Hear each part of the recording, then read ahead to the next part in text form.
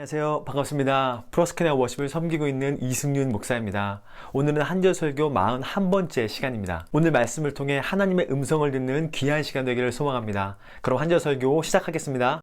오늘 본문은 창세기 9장 21절 말씀입니다. 제가 읽겠습니다. 포도주를 마시고 취하여 그 장막 안에서 벌거벗은지라. 방주에서 나온 노아는 하나님께 예배를 드린 후 포도나무를 심기 시작했습니다. 성경은 이렇게 말하죠. 노아가 농사를 시작하여 포도나무를 심었더니, 이 부분을 원어로 직역하면 이렇습니다. 땅의 사람 노아가 포도나무를 심기 시작하였다. 원어에는 땅의 사람이란 말이 있죠. 땅의 사람이란 말로 미루어 보아 노아는 땅에 종사하는 사람으로 흙을 지키고 소유하는 자였음을 알 수 있습니다. 즉 노아의 직업은 원래 농부였던 것이죠. 하나님께서 노아를 부르셔서 방주에 들어가게 하시며 하나님께서 주신 사명을 감당하게 하셨지만, 그 일이 끝난 후 노아는 하나님께 부르심을 받은 천직으로 돌아간 것입니다. 때때로 하나님께서는 자신의 계획으로 인해 우리를 천직에서 떠나게 부르시지만, 그때가 지나면 우리는 겸손한 마음으로 다시금 하나님께서 부르신 천직에 열중해야 함을 깨달을 수 있죠. 그런데 오늘 본문에서 문제가 발생하게 됩니다. 포도주를 마시고 노아가 취해버린 것이죠. 당시 시대 배경으로 보아 포도주를 마신 것 자체는 잘못일 수 없습니다. 왜냐하면 순수한 자연수를 구하기 힘들었던 히브리인의 삶에서 포도주를 음료로 사용해야 했기 때문이죠. 하지만 문제는 취하였다는데 문제가 있는 것입니다. 취하여의 원어는 샤카레입니다. 뜻은 잔뜩 마시다 라는 뜻으로 자신을 주체할 수 없을 정도로 만취된 것을 의미합니다. 노아는 자신을 주체하지 못할 정도로 만취하고 벌거벗은 상태가 된 것이죠. 당시에는 벌거벗은 상태를 수치스러운 상태로 여겼습니다. 그런데 노아는 술이 만취되어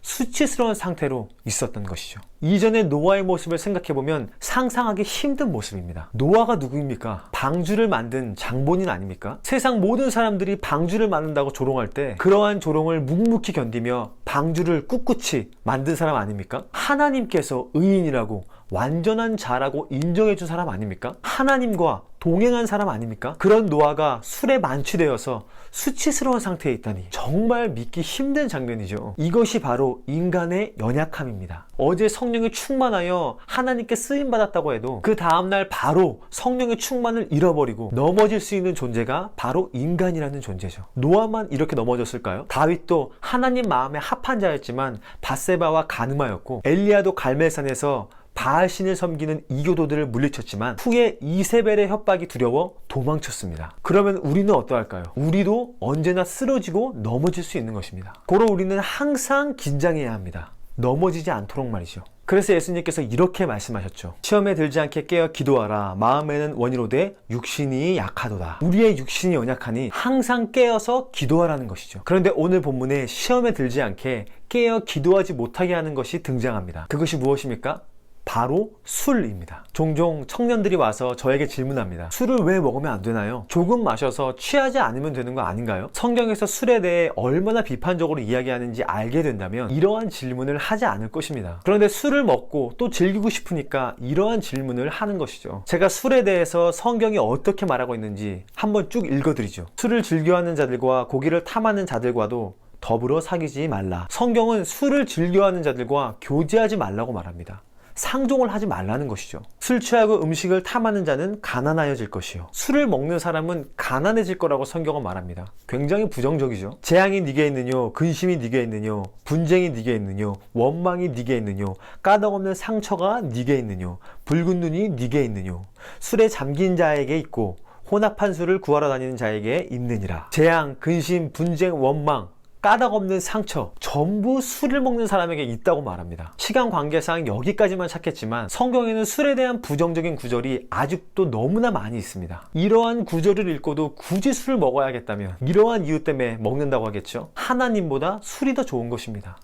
예수님보다 술을 더 사랑하는 것입니다. 당시 문화가 어떻고 유럽 문화가 어떻고 한국 사회가 어떻고, 저도 이러한 이야기들 전부 알고 있습니다. 하지만 성경은 단호하게 술에 대하여 부정적으로 말하고 있습니다. 먹지 말라고 말하고 있습니다. 왜냐하면 술은 우리의 영적인 생활에 전혀 도움이 되지 않기 때문이죠. 술 말고도 먹을 것이 너무나 많은 시대 아닙니까? 오늘 본문의 노아는 하나님께 쓰임을 받고서도 술 때문에 넘어졌습니다. 다음 시간에 보겠지만 노아는 저 술 때문에 자신의 손자를 저주합니다. 노아라는 의인도 쓰러뜨리는 것이 바로 술입니다. 종종 기독교인이라고 말하면서 술을 먹는 사람을 보게 됩니다. 하지만 기억하십시오. 나시린들, 구별된 자들은 술을 먹지 않았습니다. 우리는 성도입니다.